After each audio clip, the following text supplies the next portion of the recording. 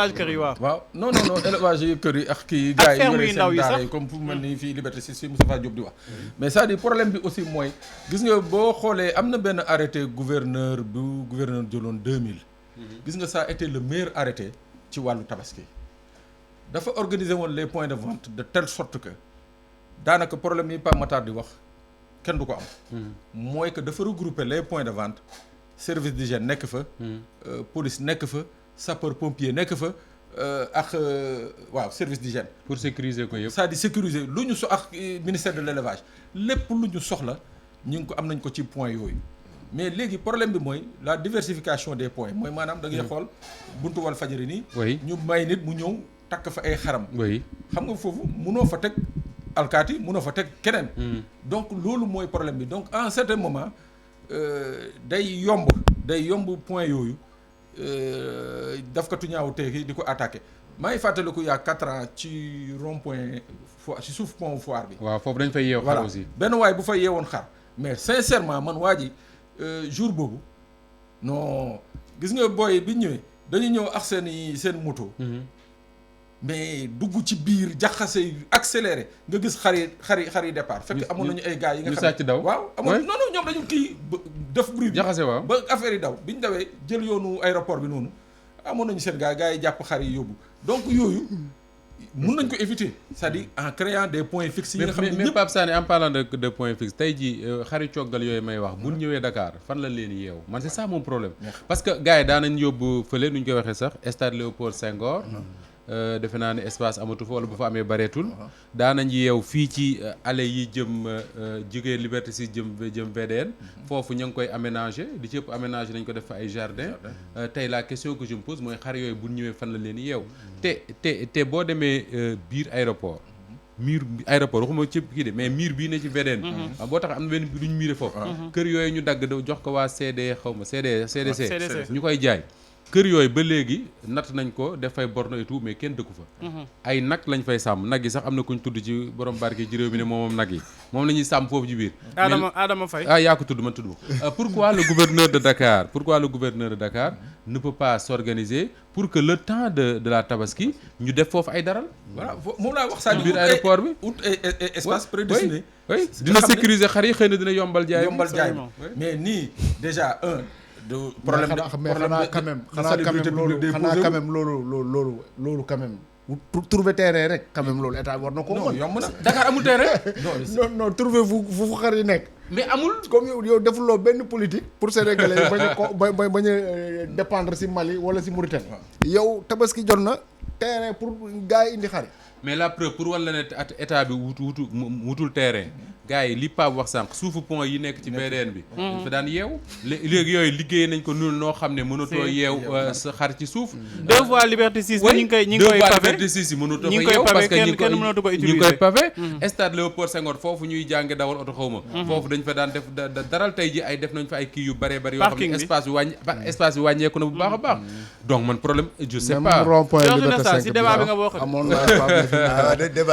débat bi kay man spectateur laa ndax lan auditeur laa ndax lan man c'est que kay man ngay sénégalais ni ñëpp am nga xar ba pare non amaguma xar non waaye nag li ma bëgg a wax suma mbokku musulman yi man je suis pas musulman mais li ma mën a wax suma mbokku musulman yi moom c'est une remarque générale hein tabaski buy jot le seul sujet le plus important mooy xar foo toog ba da ngay fekk ñoo xam ne xamoo leen sax nga ne leen salaamaaleykum commencé xari cher na de xamoo leen de xamoo ndax ay julit lañu xamoo ndax kat leen ñëw koy ne salaamaaleykum waaleykum salaam xari cher na soble cher na mais lu cher xar yi dégg naa ñuy naan en tout cas ñu jàng nee nañu tabaski du farata donc loolu moom loo xam ne lii sa budget ant na ko nga bàyyi ko yow boo yoree 100 000 sa poche dem di waxaale xar yoo nga xam ne xaw fu ñu jógee sax xaw ma Nigéria xaw ma Niger bali jar ay 700 000 yoo xay 1 million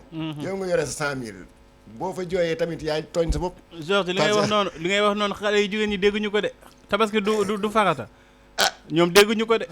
lu dëgëral. ñenn ñooñu xale yu jigéen ñi. jabar yi. waaw mais liñ dégg c'est pas le plus important. Moustapha yow bul yóbbu xar sa kër nga xool di nga xëy si. waaw mais yow sa jabar boo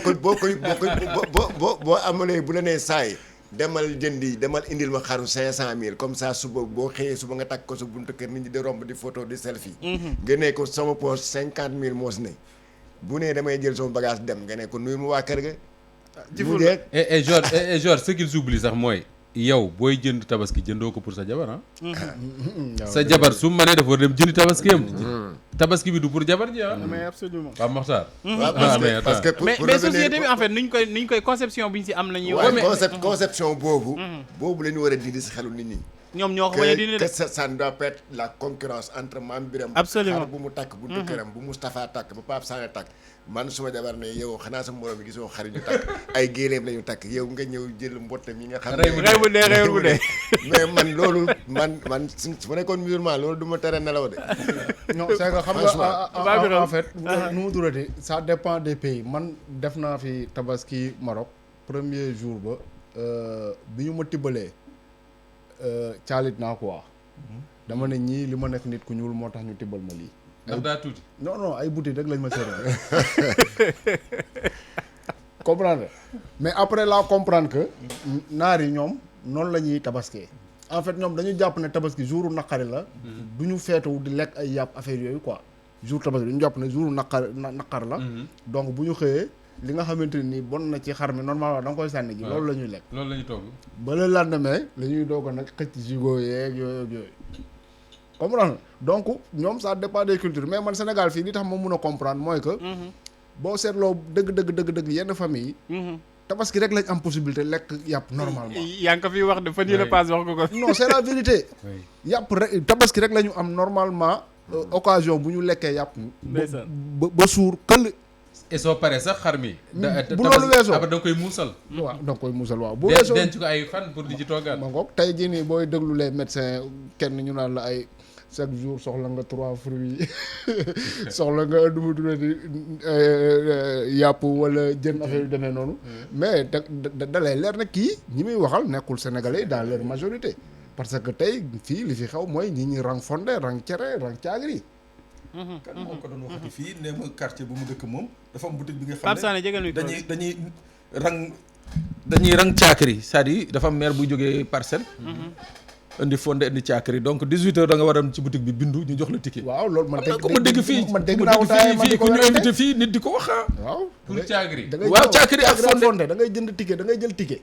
xaar sa tour non ma Nord Foire wala Ouest-Foire fii lañ ko invité fii laa ko déggoon mu koy wax caakiri boobu war na neex de. waaw na neex kay. waaw non pour te dire Mame Birame lu muy wax c'est tellement mais Moustapha man je dis que par exemple par rapport à la crise là dëkk bi foofu la toll de. xam nga Maroc Mame Birame mu ngi il a séjourné au Maroc toll na jamono ji nga xam ne comme ni situation bi nga xam ne moom nañu nekk ni Sénégal mooy xar yi cher ba pare ñàkk avec l'embargo Mali mais Hassan II ba fa nekkoon buur ba mu xool dafa de bon comme man maay jiitu Maroc léegi man dong maay rey xar reyaaleel ñëpp mais bon j'imagine que loolu fii Sénégal moom ku koy jéem a wax sa jaru ngay jéem a kii waaw jaru ngay jéem a li jour wax dëgg la société bi moo ñu sonal mais tey jii ce serait bien Cheikh Mountakha daal di jóg wala ne reyaalaal neen murid yi waaw ainsi de suite non dana permettre li Mame Birame di wax peut-être que fii ak déwén ñu am un cheptel Pape est-ce que état bi mënuñu dimbali Sénégalais ci lenn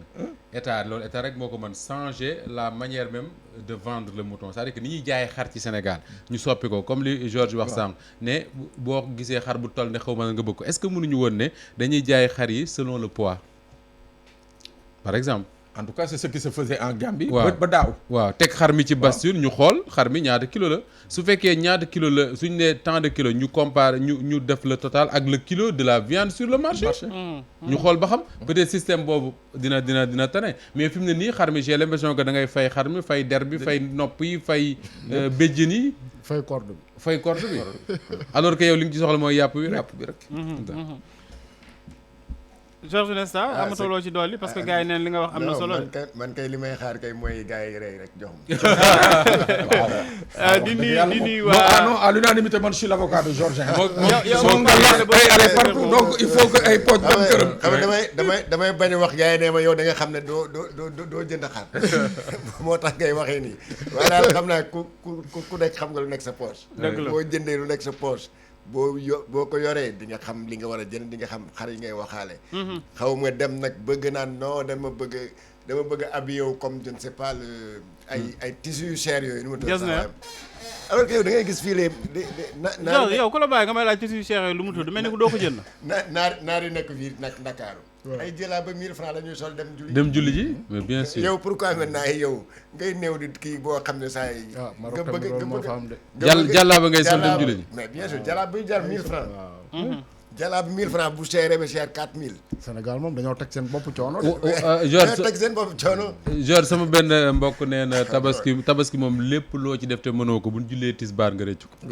bu baax a baax. lu leer la parce que xoolal da ngay xool bii ñëw maa ngi la koy wax c'est-à-dire que. déwénal yoo jox booy sax dootoo ko. doo ko yor gars yi loolu liggéey da ngay ñëw Ndakaaru wala nga dem fenn di liggéey pendant presque toute l'année. loolu yëpp nga taal ko si benn fan tabaski boobu. te nag xam nga Sénégal dañoo tegle feet yi de sorte que loo dajale rek. boo génn dem ci beneen. ma ngoog 2 mois nga def ko ci feet. 2 mois nga def ko ci feet 2 mois nga def ko ci feet. moom la feet yi teg moo tax def ci ndànk tamit baax na. ok baax na de. baax en tout cas bu feet yi xam nga Sénégal dafa gëm feet aussi. te say boo nag Sénégalais père de famille ñu bañ a fàtte ne ñi ngi lijjanti xar mais facture courant yaa ngi rang di ñëw de. ak ndox waaw. te délai bi ma gis ci tabaski gi la tombeel ku yebu bàyyi ci xel. non et puis man li ma gën a métti si Sénégal c'est que te loolu c'est pas seulement les musulmans ñun catholiques aussi def ñuy dal. parce qu'on a nos fêtes ay première communion ay Pâques Noël. vous avez des fêtes qui coûtent très cher. très cher mais le problème c'est quoi c'est que da ngay dégg nit am xew ne man li ma soloon daaw du ma ko sol ren. Sadio Mané bi ay milliardaire la. jëlaa boobu muy affaire boobu muy sol. bi ma koy xam ba léegi moom la. bu ñu dem même façon bi la de. bu muy dem di signé Allemagne fële. boobu la sol. bu mu ñëwee fii parce que man j'habite à côté de son immeuble. fii ci Baobab. immeuble am bu mu dëkk boo gisee immeuble man foofu laa dëkk. dëkk ma si biir immeuble mais kon bi laa dëkk. bu mu fay ñëw ay guddi. loolu la sol bu yére boobu lay sol. moom lay après nga gisaat ko Allemagne mu sol loolu. bu bleu boobu moom rek. alors que tu sais que am na. wallaay bu ko neexoon jënd marché HLM. bu ko neexoon jënd marché HLM wala chaque jour heure bu mu xëy jour bu mu yeewoo rek sol beneen. mais boo ko defee Sénégal fi ne waaye kii di benn bii rek la am. kii Xaadim Seck la tudd. gis ko. kii Xaadim Seck la tudd nee na étudiant la ci Arabie Saoudite pour l'instant je suis en vacances maa ngi Galsen mais émission bi mosuma raw foofu bu muy nekk Arabie Saoudite nee na ma niil la ko bu baax a baax. waa Italie aussi Omar Sevan bëri na si Moustapha Diop le journaliste du peuple tu es notre fierté. on suit Walf TV 24h/24. jërëjëf. bëri na ci keneen ki lu mu tudd Mouhamadou Fadal Silla. Khadim Seck encore Malick Top mais Pape Sané yàgg Georges Nesta sax gis naa mais Pape Sané yow gis ma kenn ku la nuyu xanaa sa mbokk yi yëguñu ñu ngi direct. Pape ak a jara nuyu nag. non xam nga comme man rebelle la. waaw loolu la tamit de nuyu ñu jàppee la rebelle. nuyu gars yi ñemetuñu Facebook. te 32 rebelle ji gis nature bi man de Pape rebelle gi mu nekk de ak a ma jee kontaan. mangoog màdd rek la lay dóor. waaw maa ngi neex sax. super mais Pape vraiment nañu def naa tey la suñu dernier numéro de la semaine nañu remercier bu baax a baax auditeurs yi naturellement mais ñi nga xam ne ñoo ñuy suivre à travers YouTube.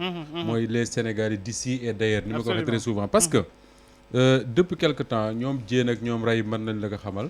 les abonnés ci Walfadjri sur la chaîne YouTube en tout cas dafay yokk tous les jours. yokk boo xam ne ñun sax parfois mu kawe suñu njort. te loolu li tax mu am solo mooy dafa am benn niveau.